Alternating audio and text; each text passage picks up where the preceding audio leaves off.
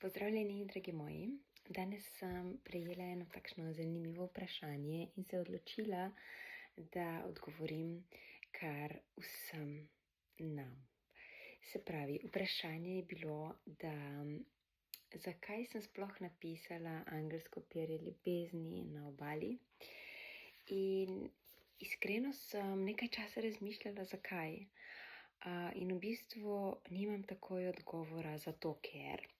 Ampak dogajalo se je življenje, dogajalo se je učenje in skozi moje zavedanje in skozi to učenje, katerega sem osvojila, sem se odločila, da želim to izkušnjo moje duhovne rasti zapisati v knjigo, ker sem s tem želela čim več zemeljskih dušic objeti v zavedanju, da lahko, ko se odločimo zase, da lahko, ko si dovolimo slišati svoje srce, svojo dušno resnico, dosežemo tisto, kar vibrira z nami.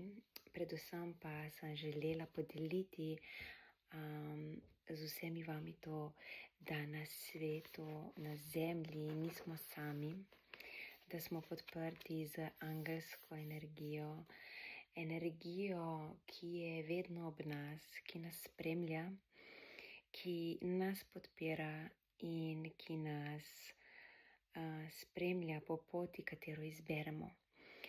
In zgodba je napisana o dveh junakih, in to je ljubezenska zgodba, skozi katero oba junaka v knjigi hodita na poti rasti, duhovne rasti, kako se razvijata, kako se še bolj srčno povezujeta, energetsko povezujeta in kako pomembno je verjeti, čutiti, predvsem pa si dovoliti, da smo to, kar dejansko čutimo, da smo ena velika božanska energija in da drugemu prepoznavamo to, kako krasni smo in da drugega spodbujamo v učenje in v čutenje svoje resnice.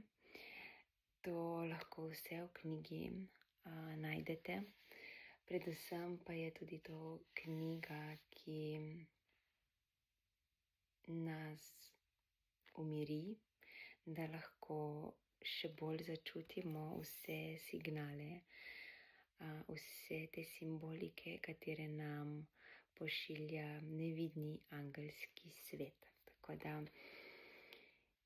dovolite si, da vas objame ta angelska knjiga, ta nežnost, ta energija v knjigi in da z vami plujem in da z vami širi zavedanje, da niste sami in da zmorete, da lahko, kajti ljubezni, darov in obilja je na zemlji za vse dovolj. Magičen dan.